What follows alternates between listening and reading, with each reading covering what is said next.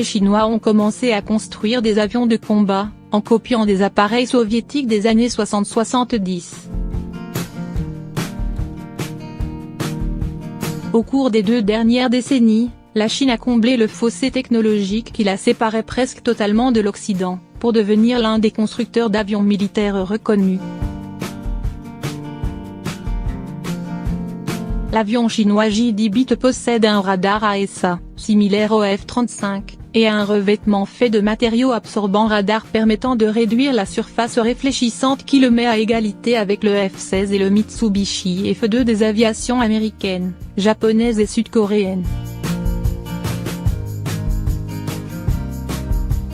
La Chine projette de se doter de 300 à 500 de ces appareils. Bien que, en 2014, la Chine ait achevé la construction de nouvelles capacités de production aéronautique qui pouvaient assurer un rythme de 100-200 avions de chasse par an, elle n'a produit en 2015 que 24-26 avions JD-8. L'explication réside dans la préparation d'une ligne de production du nouvel avion J-20. Le premier jour de 2016, la Chine a annoncé que, cette année, elle entamait la production en série de l'avion furtif J-20. À cet égard, elle a publié des photos de la dernière copie du J-20 issue de Chengdu Aerospace Corporation, avec le numéro d'enregistrement 2101, ce qui signifie l'entrée dans une nouvelle phase de la production. Les 8 premiers prototypes J-20 du programme de test ont été enregistrés avec la série de chiffres de 2001-2017. Cet événement vient briser la suprématie américaine comme l'unique opérateur d'avions ce combat de 5e génération. La Chine se propose ainsi de se doter de 300 à 400 Joule-20 pour remplacer la flotte obsolète des bombardiers tactiques de type J-8 et Q-5. Pour la conception et le développement du F-35 capable de fonctionner sur des pistes normales et sur porte-avions, ou décoller et atterrir verticalement, les États-Unis ont mis 20 ans et cela a coûté 400 milliards de dollars. L'avion J-20 est un peu plus modeste, avec seulement 8 ans de conception et de test. Le J-20 est propulsé par 2 moteurs russes Al-31 Farad 12. 500 kg force, qui équipent les avions Su-30 MKK ou Shenyang J-11. Contrairement au F-22 américain, le J-20 n'a pas de moteur à traction vectorielle.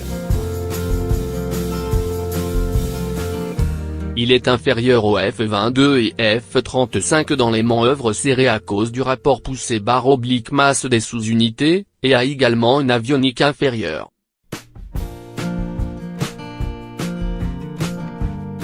La Russie va commencer à fournir à la Chine 24 avions multirôles de génération 4++ de type Su-35 propulsés par des moteurs Saturn 117 Siemens avec une poussée vectorielle de 15 800 kg force, sur lesquels comptent les Chinois, soit pour être en mesure de les copier et les monter sur le J-20, soit en acheter en grande quantité aux Russes.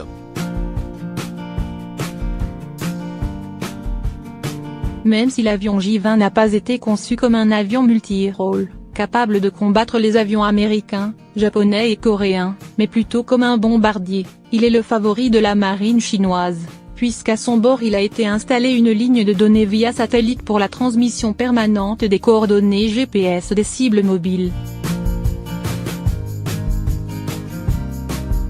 Cela permet au J-20 d'être utilisé comme un avion invisible, spécialisé dans les frappes, à grande distance du littoral, sur les porte-avions et d'autres navires de guerre. Le J-20 pèse 32 tonnes, avec un réservoir interne d'une capacité de 11 tonnes de kérosène, ce qui lui permet de voler 4000 km sans ravitaillement en vol et atteindre Mach 2.1. Étant invisible sur le radar, le J-20 n'est pas vulnérable aux missiles AA et aux missiles antibalistiques des destroyers Aegis, comme les missiles anti-porte-avions des F-21D, qui ont une portée de 1450 km.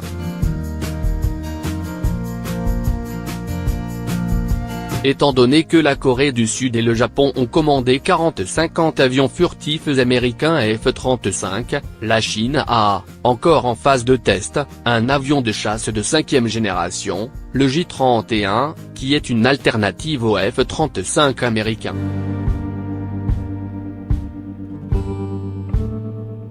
Les deux avions ont la même masse et disposent chacun de 2 compartiments carénés pour des missiles aériens de moyenne portée ou des bombes. Comme le J-31 n'est pas un concurrent dans la catégorie Su-T-50, il semble que les Chinois ont été aidés discrètement par les Russes, à travers le transfert de technologie, et donc en 2018, l'avion pourrait entrer en production de série 3. Outre les 500 avions J-31 requis par les forces aériennes de la Chine, près de 120 Joule-31 seront destinés aux porte-avions chinois et au moins 600 avions seront exportés. Il y a déjà une commande en provenance du Pakistan pour 40 appareils. Comme Israël a déjà commandé 75 avions américains F-35, l'Iran cherche à tâter le terrain, et pourrait être intéressé à acheter le même nombre d'avions J-31. La Chine est devenue la première économie mondiale, et a plus d'argent pour la R&D que les États-Unis. Par conséquent, la Chine a développé le plus complexe des programmes de construction de drones, avions sans pilote, pour prendre la relève de la suprématie américaine dans ce domaine. Elle estime que, dans les prochaines années, elle sera en mesure d'exporter des drones pour une valeur de 4,8 milliards de yuan, étant donné que ces drones, aussi bons que les MQ-9 Reaper américains, sont jusqu'à 16 fois moins chers. La flotte militaire américaine en coopération avec les flottes des États alliés en Asie du Sud-Est, Japon, Corée du Sud, Taïwan, Singapour, Australie, etc.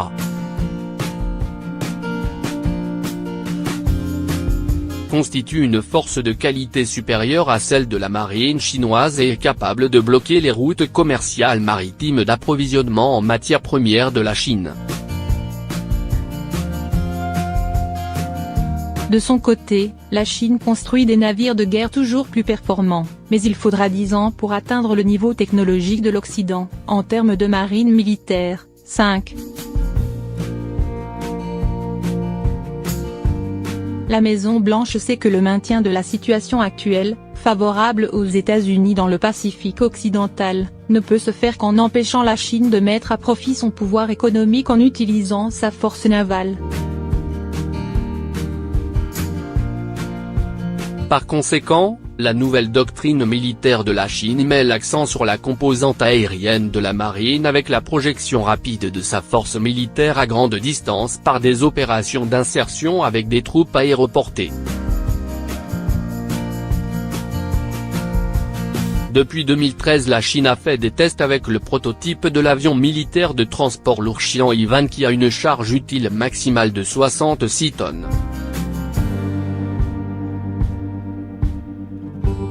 Le passage à la production en série de l'avion Xian-Yivan dépend de la livraison des moteurs PS-90 à 21 par la Russie.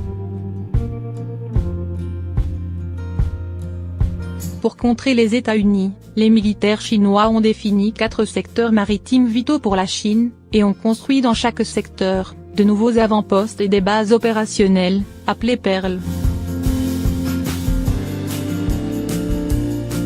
Une perle contient une piste d'atterrissage /décollage pour des avions de combat, en particulier par les J-20, et de transport lourd J-20, des installations navales et une garnison d'infanterie de marine.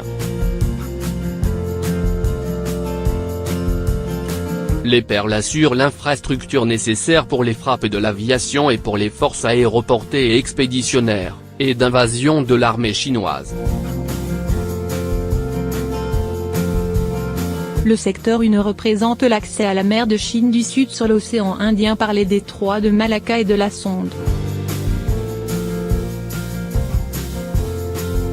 Une perle est l'île de Hainan où les Chinois ont une base navale souterraine, siège d'une flotte de 20 sous-marins conventionnels et nucléaires. Sur l'île de Hainan, il y a également 6 bases aériennes. Les Chinois ont construit une autre perle sur l'île de Woody dans l'archipel Paracel, située à 300 km au sud-est de l'île de Hainan. En dehors d'un port militaire, il y a un aérodrome militaire, où opèrent désormais des avions chinois multirôles Su-30 MKK. Une autre perle a été construite sur l'île de Siteva en Birmanie, Myanmar. Le secteur 2 est la voie d'accès entre la mer de Chine du Sud et l'océan Pacifique à travers le canal de Baguian, Philippines. La Chine a commencé à modifier le récif de Fiery Cross dans l'archipel de Spratly, visant à créer une autre perle, autour d'une piste d'atterrissage /décollage adaptée aux avions J-20.